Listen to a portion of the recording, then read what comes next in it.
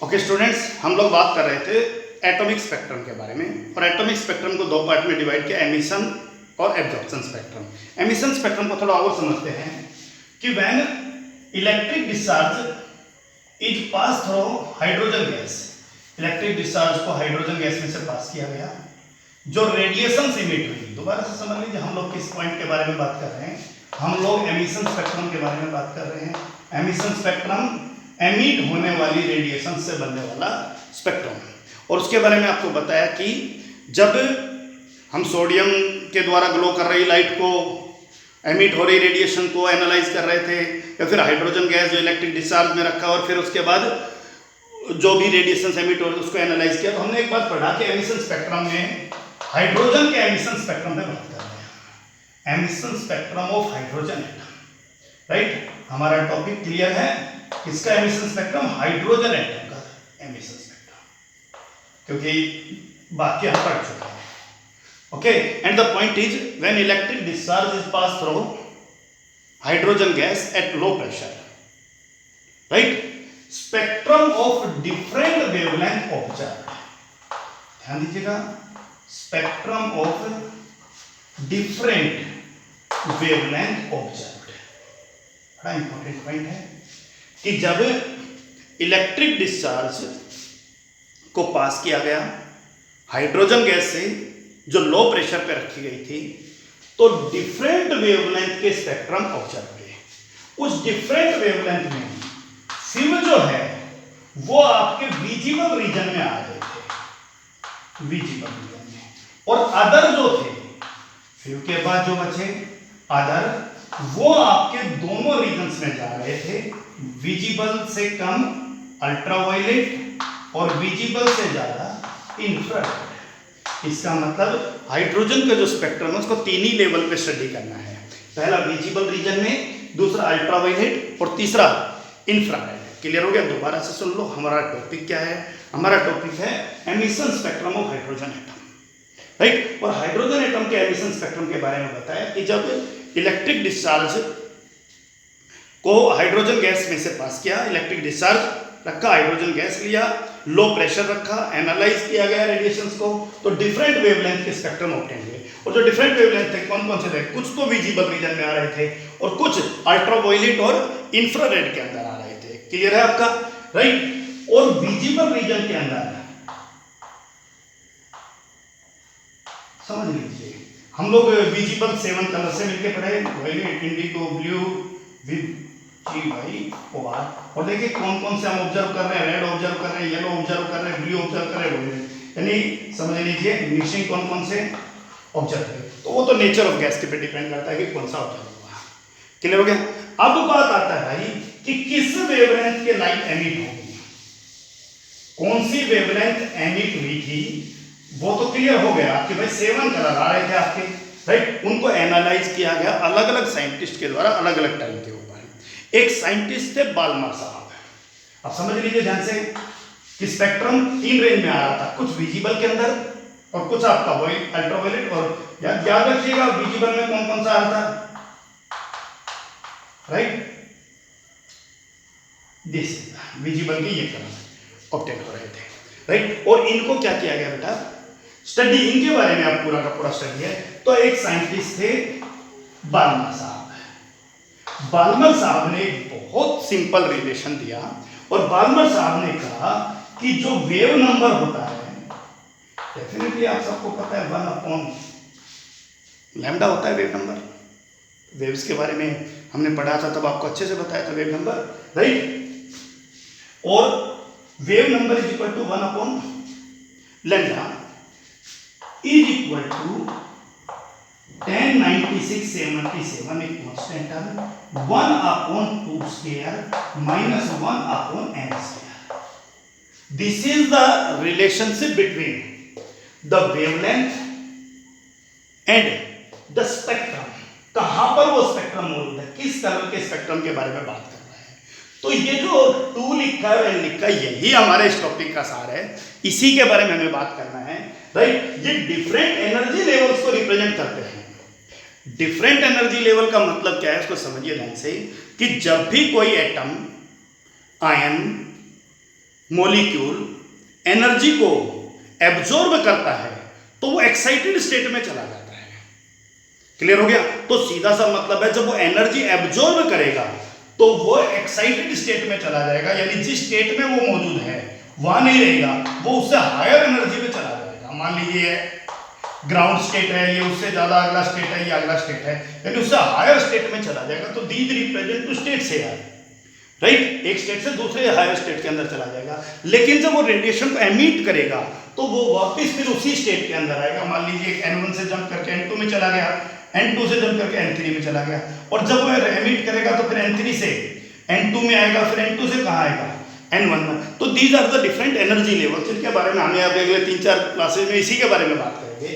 तो this is the simple relationship given by J.J. Balmer, and what is the relationship? Nu bar is equal to 1 upon lambda, and interesting thing, lambda is not taken in meter here, lambda is taken in centimeter, right? So 1 upon centimeter, so centimeter inverse is the unit of nu bar, right? 10, 96, 77 is a constant term, 1 upon 2 square minus 1 upon n square.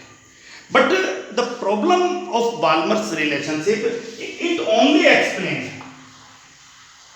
the visible region. ये केवल, तो Balmer साहब को आप लोग जब भी याद करो तो आप लोग विजिबल रीजन पे ही बात कीजिएगा, ये क्लियर होना चाहिए। उसके बाद क्या किया गया भाई कि बाल्मर साहब के रिलेशनशिप के तुरंत बाद जब बाल्मर साहब ने अपना रिलेशन दे दिया, इसको मॉडिफाइड किया गया डिफरेंट साइंटिस्ट के द्वारा, राइट, और उन्होंने जो स्पेक्ट्रम, जो अपना फॉर्मूला बन रहा है, this is the Balmer formula, right, this is called Balmer formula applicable for visible light. उसके बाद उन्होंने जो दिया वो उनके नाम से अपने अपने फॉर्मूलाज बने, समझ में आगे नहीं आ गया, राइट, और वो क्या था उसके बारे में भी बात करते हैं। वो उस पूरे स्पेक्ट्रम को एक्सप्लेन कर रहे थे, राइट। तो जो डिफरेंट सीरीज है उनके बारे में अभी हम बात करेंगे। सबसे पहले बाल्मर साहब का सीरीज क्लियर है, बाल्मर साहब का रिलेशन क्लियर है, वेट फॉर ए मिनट, आगे बात करते हैं इसके बारे में। ओके स्टूडेंट्स, तो emission spectrum of hydrogen atom, hydrogen gas से जो स्पेक्ट्रम ऑब्टेंड हुआ उसको एनालाइज कर रहे हैं। 3 रीजन में आ रहा था, विजिबल रीजन में भी आ रहा था और अदर रीजन्स में भी आ रहा था। विजिबल रीजन में 4 कलर दिखाई दे रहे थे, वायलेट, ब्लू, येलो और रेड, और 2 अदर रीजन्स में भी आ रहे थे, इंफ्रारेड में भी और अल्ट्रावायलेट में भी। लेकिन बाल्मर साहब ने सबसे पहले स्टडी किया और उन्होंने इस रीजन में केवल किसके बारे में बात किया? विजिबल रीजन के बारे में बात किया। तो दिमाग में आप बाल्मर साहब का आते ही आप विजिबल रीजन के बारे में बात की, राइट, और उन्होंने रिलेशन दिया mu bar is equal to 1 upon lambda, 10, 96, 77, 1 upon 2 square, 1 upon n square, और these are the 2 different energy levels, right, और इनके बारे में अभी और डिटेल में बात करेंगे। So this formula is modified, further modified by different scientists. So I write here modified formula. Modified formula. That is again mu bar. Again 1 upon lambda is equal to, that is R. And R is nothing else. That is called Rydberg constant. Rydberg constant, and that is mathematically equal to 10, 96, 77%. तो कोई problem थोड़ी था भाई, बात तो वही था। बस बाल्मर साहब ये कह के रुक गए थे कि विजिबल रीजन के बारे में बात कर रहे थे, बाकी साइंटिस्ट ने कहा कि विजिबल ही क्यों, बाकी भी तो रीजन है उनके बारे में भी बात करना था। सो this is R 1 upon n1 square minus 1 upon n2 square. So this is the lower energy level, this is the higher energy level. Clear हो गया? अब आप एक बात समझिए ध्यान से भाई कि किसी भी एटम का लोअर एनर्जी लेवल एक ही होता है, जहां वो इलेक्ट्रॉन मौजूद होता है, जो लोवेस्ट एनर्जी लेवल है, राइट। उसके बाद वो एक्साइटेड कितना भी कर सकता है, 1 स्टेप करे, 2 स्टेप करे, 3 स्टेप करे, 4 स्टेप करे। इसका मतलब ये हुआ, ध्यान रखिएगा, ये जो n1 है ये आपका लोअर एनर्जी लेवल है, और सबको पता है भाई जिसकी एनर्जी लो है उसकी फ्रीक्वेंसी भी लो है, और जिसकी फ्रीक्वेंसी लो है ना उसकी वेवलेंथ ज्यादा है, राइट। सो n2 हायर एनर्जी, क्लियर हो गया, और n2 जो है वो हायर एनर्जी का है, तो सीधी सी मतलब है जैसे हायर एनर्जी होगा फ्रीक्वेंसी भी ज्यादा होगा, फ्रीक्वेंसी ज्यादा होगा फिर वेवलेंथ क्या होगा, वो कम होगा। दूसरी बात यहाँ से समझिए आप कि ये जो लाइन है इसे लिमिटेड लाइन कहा गया है, ये फिक्स है हर सीरीज की। अलग अलग साइंटिस्ट ने अपना अपना सीरीज दिया, सबके लिए n1 फिक्स है, और उस सीरीज के तुरंत बाद जितने भी इंटीजर हैं वो सब n2 कहलाएंगे। जैसे किसी साइंटिस्ट ने n1 को 2 कहा, बाल्मर साहब ने n1 को 2 कहा, तो जो नेक्स्ट n2 है वो आपका 3 हो सकता है, 4 हो सकता है, 5 हो सकता है, 6 हो सकता है, 7 हो सकता है, अप टू इंफिनिटी। क्लियर हो गया? तो जो n1 है वो एक लिमिटेड लाइन को रिप्रेजेंट करता है। ध्यान दीजिएगा, आगे की चीजें तभी क्लियर होंगी। n1 एक लिमिटेड लाइन को रिप्रेजेंट करता है जो लोवेस्ट एनर्जी लेवल है, राइट? और लोवेस्ट एनर्जी लेवल उसकी वैल्यू फिक्स है हर सीरीज के लिए, लेकिन ये वैल्यू फिक्स नहीं है, लेकिन एक ट्रेंड को रिप्रेजेंट करती है कि सर यहां से शुरू होकर और इन्फिनिटी तक कहीं भी हो सकती है। जैसे मैंने बताया कि बाल्मर साहब की सीरीज के लिए n1 की वैल्यू 2 है, फिक्स है, और 2 लिख दिया था ना, राइट? लेकिन n2 की जो वैल्यू है वो 2 के बाद कोई भी एक इंटीजर हो सकती है। तो 2 के बाद perfect whole number 3, 4, 5, 6, 7, so n1 is 2 for Balmer, fix है, but n2 is 3, 4, 5, 6, 7, 8, 9, 10, 11, 12 to infinity, वो कुछ भी हो सकता है। क्लियर हो गया? सो this is the modified formula new bar 1 upon n the Rydberg constant 1 upon n1 square minus 1 upon n2 square. This is the simple point, right? इसको represent करने के लिए अब अलग अलग साइंटिस्ट ने अपनी अपनी सीरीज दी, राइट? जैसे बाल्मर का एक सीरीज था, राइट? तो 5 डिफरेंट सीरीज के बारे में हम लोग 1 बाय 1 बात करेंगे। ओके, तो हम लोग बात कर रहे थे कि बाल्मर साहब ने विजिबल रीजन के सीरीज के बारे में बात किया था। बाकी अदर रीजन के सीरीज को एक्सप्लेन करने के लिए 5 अलग अलग सीरीज बनाया गया, और these series are named on the name of different scientist, अलग अलग साइंटिस्ट के नाम पे उन सीरीज को रखा गया, and that are Lyman series. ध्यान दीजिएगा, लेमन के नाम के ऊपर एक सीरीज दिया गया, राइट?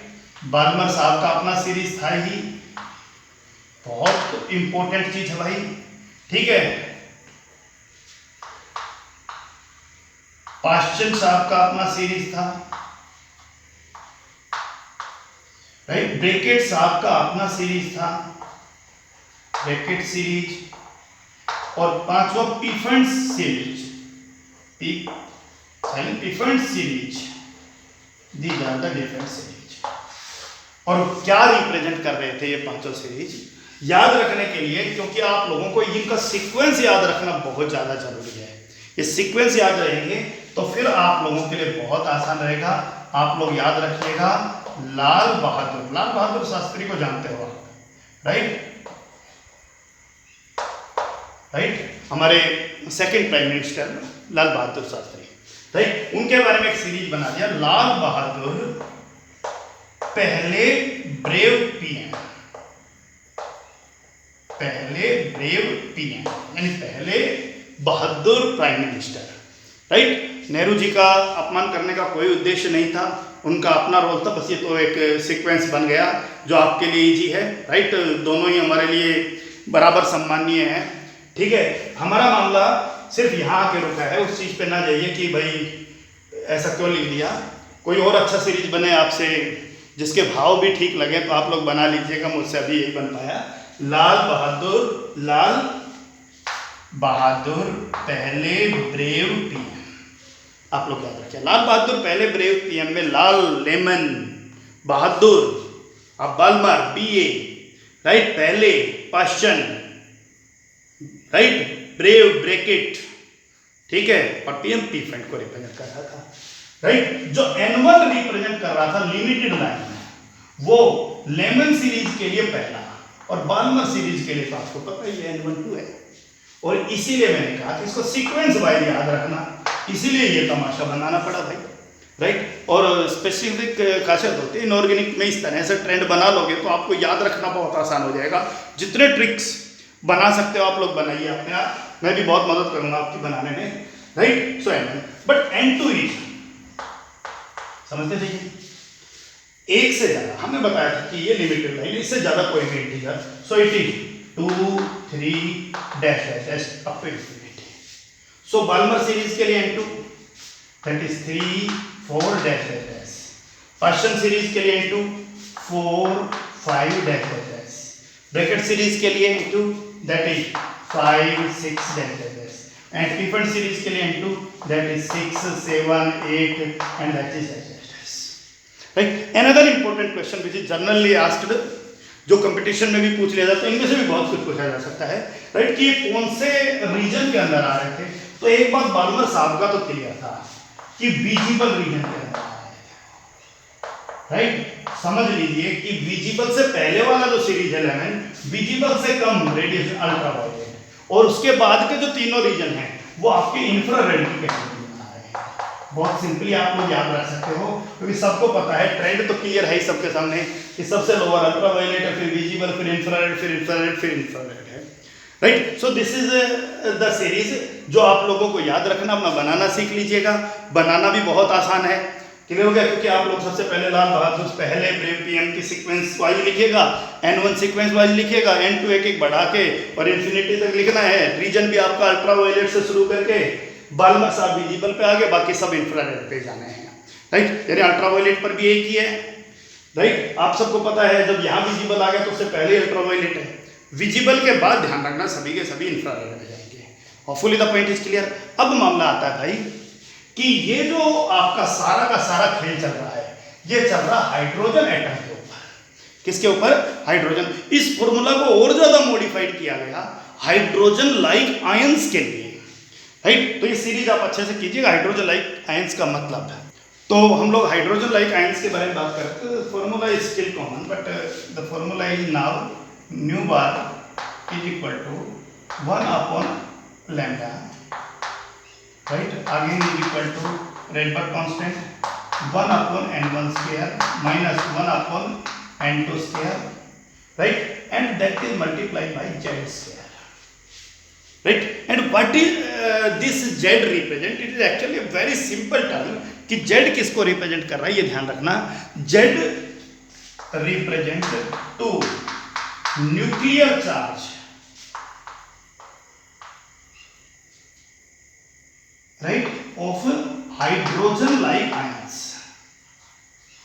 hydrogen like ions। अब दो बातों को समझ लो, किसी भी एटम का न्यूक्लियर चार्ज उतना ही होता है जितना उसमें प्रोटॉन होते हैं, और प्रोटॉन उतने ही होते हैं जितना उसमें एटॉमिक नंबर होता है। सो आई राइट हियर एटॉमिक नंबर, लेकिन वहां उन्होंने न्यूक्लियर चार्ज इस्तेमाल किया तो आप लोग न्यूक्लियर चार्ज ही लिखिएगा, लेकिन बस समझने के लिए कि उसको आप एटॉमिक नंबर कह सकते हो।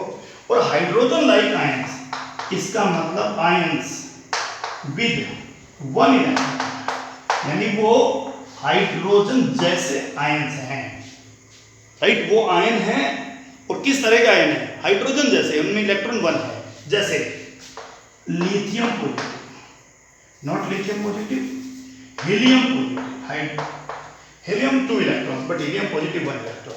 सो अगर यही क्वेश्चन हाइड्रोजन के लिए होता तो 1 ही लिखते भाई, हाइड्रोजन 1 है, 1 स्क्वायर तो फिर वही बन गया। तो लेकिन हीलियम के लिए क्वेश्चन है तो आप हीलियम का एटॉमिक नंबर 2 है तो 2 स्क्वायर लिखोगे। लिथियम 2 पॉजिटिव, लिथियम का एटॉमिक नंबर 2 है, 3 है, और 3 है तो 3 इलेक्ट्रॉन्स होते हैं, लेकिन 2 पॉजिटिव के 4 इलेक्ट्रॉन है। तो लिथियम 2 पॉजिटिव के लिए, क्योंकि ये भी हाइड्रोजन लाइक आयंस हो गया, तो अभी लिथियम 2 पॉजिटिव में Z है 3 है राइट, तो 3 का स्क्वायर हो जाएगा। तो फॉर्मूला बहुत सिंपल है, क्लियर है। अब हम इसके ऊपर छोटे छोटे जितने भी न्यूमेरिकल्स हैं उन पर बात करेंगे। फॉर्मूला आप लोगों को याद रखना है कि भाई किस तरह से वैलिड है। क्लियर हो गया कि नहीं हो गया? ये बहुत सिंपल सा है, 2-3-4 बार लिख के देखिएगा, भूलोगे नहीं इसको। Okay, so numerical number first पे बात करते हैं।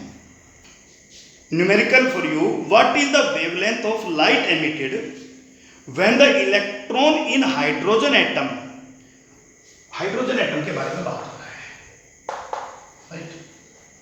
और आपको क्या निकालना है? वेवलेंथ निकालना है। What is the wavelength of the light emitted when the electrons in hydrogen atom. साथ साथ क्वेश्चन लिखना आपके लिए आवश्यक है राइट, तो नोट करते रहिएगा। What is the wavelength of light emitted when the electron in hydrogen atom undergoes transition from an energy level with n is equal to 4। एक इलेक्ट्रॉन जो है वो एनर्जी लेवल 4 से 2 जाता है एनर्जी लेवल 2। इसका मतलब ये लिमिटेड लाइन है, लोअर एनर्जी लेवल है, और ये हायर एनर्जी लेवल है। ध्यान रखिएगा भाई, 4 सबको पता है, आप चले जाइए, N1 तो लो ही होता है, N2 ही उससे ज्यादा होता है। सो this is the limited line. इसका मतलब यहाँ एक्साइटेड से ग्राउंड स्टेट पे जा रहा है, 4 to 2, और अगर 2 से 4 जा रहा होता तो ग्राउंड से एक्साइटेड यानी लोअर एनर्जी लेवल से हायर एनर्जी लेवल में, और यहाँ हायर एनर्जी लेवल से लोअर एनर्जी लेवल के अंदर जा रहा है। So what is the wavelength of light emitted. ध्यान रखिएगा, जब कोई इलेक्ट्रॉन हाई से लो में जाएगा तो जो वेवलेंथ है वो एमिट करेगा, और जब वो लो से हाई जाएगा तो सीधा सा मतलब वो एनर्जी एब्जॉर्ब करेगा, एनर्जी एब्जॉर्ब करेगा। दोबारा से समझ लो, ये बड़ा समझना न्यूमेरिकल से हटके एक हल्का सा चीज, और वो क्या है भाई कि जब भी कोई इलेक्ट्रॉन लो एनर्जी से हायर एनर्जी में जा रहा है, इसका मतलब वो कुछ एनर्जी एब्जॉर्ब करके जाएगा, और जब वो हाई से लो में आएगा तो उस एनर्जी को एमिट करके आएगा, वो एनर्जी एमिट कर देगा, अपने अंदर से बाहर निकाल देगा। So n equal 4 to n equal to 2, right. और ये कह रहा है कि ये जो वेवलेंथ है ये किस रीजन के अंदर आ रहा है, इंफ्रारेड में आ रहा है, अल्ट्रावायलेट में आ रहा है, किसके अंदर आ रहा है। तो आप एक बार देखिए, जहां लोअर एनर्जी लेवल 2 है, इसका मतलब आपका सीरीज कौन सा है, बाल्मर साहब का सीरीज है। Point is clear. तो अब आप क्या अप्लाई करोगे भाई, बोलिए। Nu bar is equal to 1 upon lambda is equal to 109677, right, 1 upon 2 square minus 1 upon, right, that is n2 square। Clear है पॉइंट। सो बोलिए भाई क्या होगा, 1 upon lambda is equal to 109677, 1 upon, right, 2 square minus 1 upon 4 square. अगर आप Balmer पे भी focus ना करो तो कोई दिक्कत नहीं भाई, 1 अपॉन n1 स्क्वायर, राइट, 4 से और 2 में जा रहा है। So lower energy level, higher energy level, that's okay, right. आप लोगों को आगे अपने आप आइडिया आ जाएगा भाई किससे किस में जा रहा है, राइट, और कौन सा सीरीज है। सो आप लोग सीधा फॉर्मूला यूज कीजिएगा। क्या यूज करोगे, दैट इज 1 अपॉन लैम्डा और that is radial constant 1 upon n1। Solve कर लीजिएगा, वेवलेंथ आपके पास आ जाएगा, राइट। और वेवलेंथ, क्योंकि ये आपको पता है ये सेंटीमीटर के अंदर, तो वेवलेंथ आपका पर सेंटीमीटर है तो सेंटीमीटर में आएगा। आप उसको मीटर में बदलिए, नैनोमीटर में बदलिए, और आप लोग याद रखिए आपने प्रीवियस केस में क्या पढ़ा था, 400 to 700 nanometer, that is visible light. आपको अपने आप आइडिया मिल जाएगा। तो वेवलेंथ सॉल्व कर लोगे, that's all for. Next question पे बात करते हैं। क्वेश्चन है in a Rydberg equation modified for Rydberg equation, Balmer equation, Rydberg equation, right. In a Rydberg equation a spectral line correspond to n1 is equal to 3 and n2 is equal to 5, n1 3 n2 5। Calculate the wavelength पूछा है, frequency भी पूछा है। बहुत simple सा question है भाई, calculate the wavelength, frequency. आगे पूछा है टू विच स्पेक्ट्रल लाइन, कौन से स्पेक्ट्रल लाइन से बिलोंग करता है, स्पेक्ट्रल लाइन से कौन सा है। स्पेक्ट्रल लाइन का मतलब अल्ट्रावायलेट में, विजिबल में, इंफ्रारेड, किस में है, ये कौन से स्पेक्ट्रल लाइन से बिलोंग करता है, राइट। और क्लियर हो गया। तो स्पेक्ट्रल लाइन की सीरीज के बारे में बताना है, बाल्मर, लेमन, पर्शियन, बेकेट और पीफाइट किस सीरीज से बिलोंग करेगा। और उसके बाद in which region of the electromagnetic spectrum, electromagnetic spectrum के किस रीजन में फॉलो करेगा। दोबारा से सुन लो, n1 3 है, n2 5 है, वेवलेंथ पूछा है, फ्रीक्वेंसी पूछा, कौन सी स्पेक्ट्रल लाइन में बिलोंग करता है और इलेक्ट्रोमैग्नेटिक रीजन के किस रीजन में फॉलो करेगा। तो बहुत सिंपल सा क्वेश्चन है भाई। आप लोग जनरली फॉर्मूला लगाइए वेवलेंथ का, 1 upon lambda is equal to r 1 upon n1 square minus 1 upon n2 square, that is your question. Hydrogen को लेकर बात हो रही है। अब आप सबको पता है 1 upon lambda is equal to 109677, 1 upon n1 square that is 3 square minus 1.5 square. सो यहाँ से आप क्या निकालोगे, वेवलेंथ आ जाएगा। वेवलेंथ आ गया तो भाई सबको पता है वेवलेंथ और frequency. So frequency into wavelength that is velocity of light, 3 into 10⁸। Wavelength आपने यहाँ निकाला है, ध्यान रखना इसको सेंटीमीटर में आएगा, मीटर में बदलना है। क्लियर हो गया, राइट। मीटर, क्योंकि ये मीटर पर सेकेंड है, it is mean meter per second, so you have to take in meter. और यहाँ क्योंकि ये 10 4 77 पर सेंटीमीटर है, तो फिर आप ध्यान रखना कि इसको मीटर में बदलना है, आपके पास न्यूटन आ जाएगा। सो लैम्डा न्यूटन। क्योंकि पीछे न्यूमेरिकल्स करके आ रहे हो तो फिर कोई दिक्कत नहीं है। लास्ट क्लास में आपको बड़े असाइनमेंट दिए गए थे। उसके बाद कौन सी स्पेक्ट्रल लाइन? सो N13 इस स्पेक्ट्रल लाइन से बिलोंग करता है, that is the Paschen series. कौन से रेडी उसमें आ रहा है इलेक्ट्रोमैग्नेटिक इंफ्रारेड के अंदर आ रहा है। Hopefully the point is clear, that's all. Okay, one more question. Emission transition यानी रेडिएशन एमिट हो रहा है in the Paschen series and at an orbit n is equal to 3। सबको पता है एमिट करते करते एंड तो उसको थर्ड पे ही होना है, 4 से थर्ड पे आएगा, 5 से थर्ड पे आएगा, 6 से थर्ड पे आएगा, एमिट करते करते, और एब्जॉर्ब करते करते थर्ड से 4, थर्ड से 5, थर्ड से 6 पास्चन के बारे में बात हो रही है, इसलिए यहाँ पर मैंने पॉइंट आउट किया, राइट। सो कह रहा कि emission transition in the Paschen series and at orbit n is equal to 3, सबको पता यही, and start from an orbit n and can be represented as nu is equal to 3.29 into 10 raised to power 15 hertz, that is hertz, okay, and 1 upon 3 square minus 1 upon n square. This is a question, right? Calculate the value of n. आपको n की value निकालनी है if the transition is obtained at 1285 nanometer. Transition is obtained at 1285 nanometer. अब सबको पता है भाई, ये तो वेवलेंथ ही होगी भाई, मीटर यूनिट से ही पता चल जाना चाहिए। अब आपके पास क्या भी wavelength is equal to 1285 into 10 raised to power minus 9 meter. The point is clear, right. अब आपके पास ये जब पॉइंट क्लियर है तो अब आ जाइए आप लोग जनरल फॉर्मूला पास्चन सीरीज के बारे में बात करते हैं। क्वेश्चन फिर रिपीट करता हूँ। Emission transition in the Paschen series and with third orbit is represented by this, right. Calculate the value of n, n की वैल्यू निकालना अगर ट्रांजिशन ऑब्टेन हो रहा है इतने nanometre.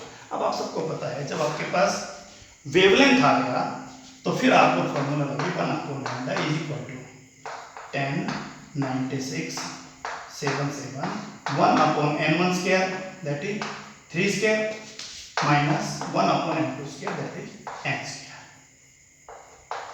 Hopefully the point is clear.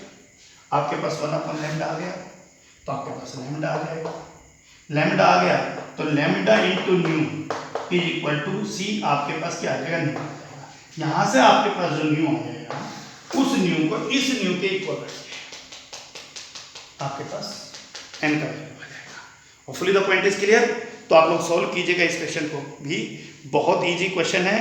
आप लोगों को सिर्फ क्या करना है, n का वैल्यू निकालना और कंपेयर करते ही आपके पास n का वैल्यू आ जाएगा, right. Next question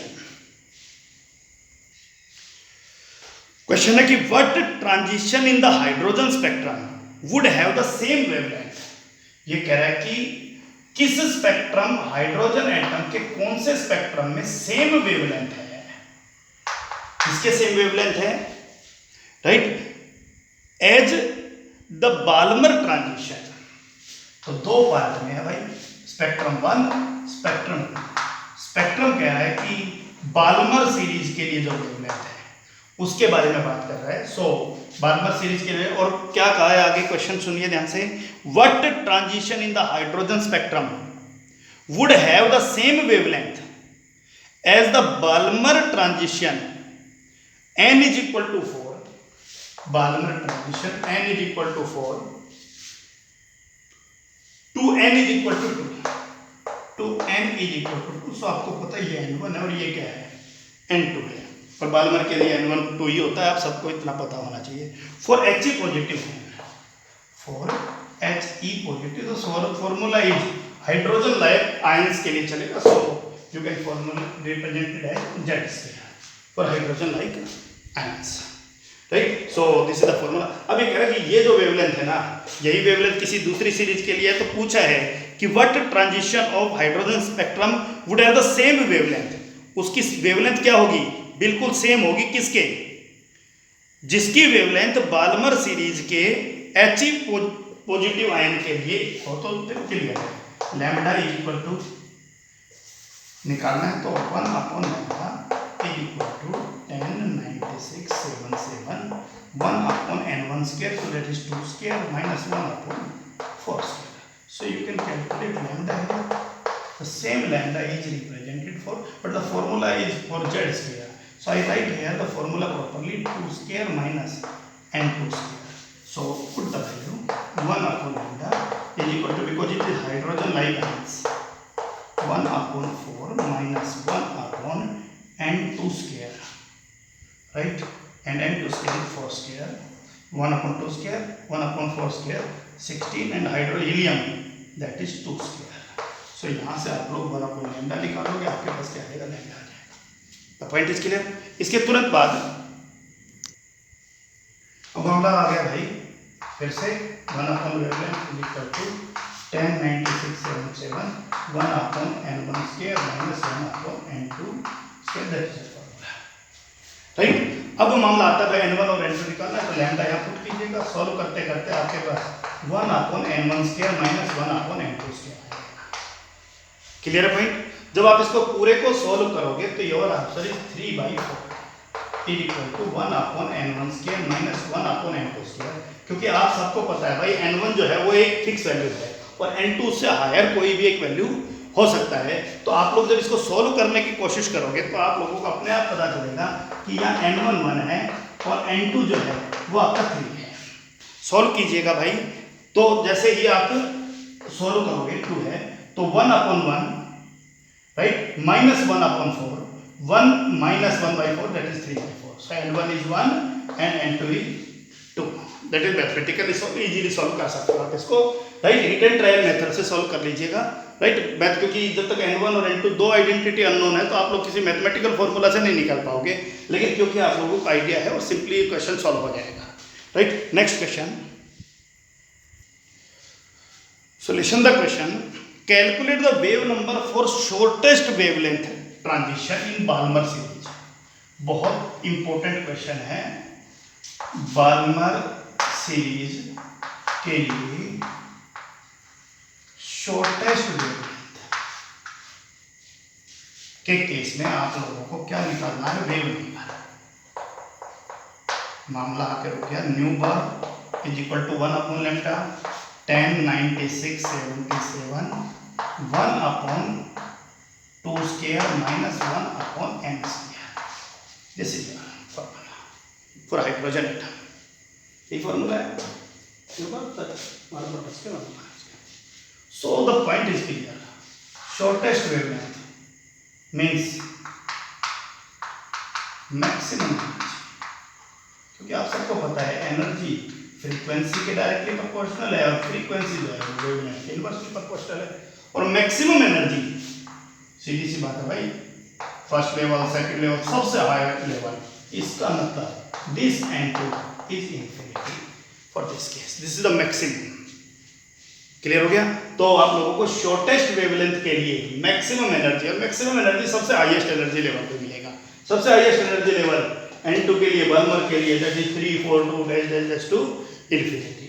so the question is very easy, newer, इसलिए मैंने कहा बड़ा क्वालिटी क्वेश्चन है, क्योंकि अंडरस्टैंडिंग पे बेस्ड है। 1 upon 2 square minus 1 upon infinity square, right. 1 upon infinity 0, you can easily solve. ध्यान रख दीजिएगा, सबसे ज़्यादा सोचना क्या था, Balmer series shortest wavelength maximum energy. Maximum energy का मतलब सबसे हाईएस्ट एनर्जी लेवल का, हाईएस्ट एनर्जी लेवल पे चले n2 सबसे हाईएस्ट एनर्जी लेवल का, बाल्मर में इंफिनिटी है। And the same question when asked, listen, calculate the wave number of longest wavelength transition series. Wave number, longest wavelength for transition series in the Balmer series. Transition length और Balmer series, तो वही question Balmer series, इस बार longest wavelength के लिए पूछा है, longest wavelength के लिए। तो अब मामला भाई सबको पता है, जिसकी वेवलेंथ ज़्यादा है ना उसकी एनर्जी सबसे लेस है। तो बाल्मर सीरीज तो फिक्स है, मामला सिर्फ n2 पे आके रुका है।